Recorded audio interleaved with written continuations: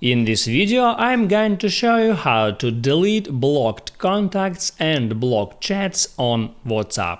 That is quite simple and easy to do, so let's begin.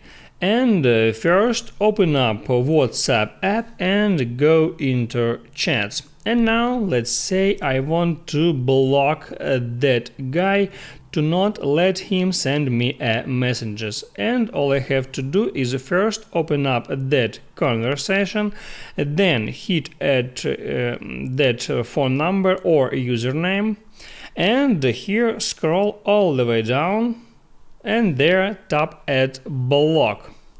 Now there tap at block again, and I can go back now, and now there, as you see, it says you blocked this contact, but the chat is still here.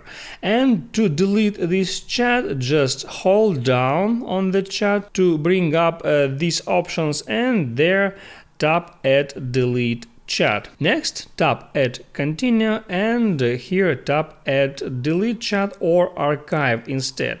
I'll tap at delete chat, and now as you see, this chat has been removed. And also now you can go to your phone contacts and delete this contact from your contacts book if you want. That's how it works. If this video helped you out, don't forget to like and subscribe.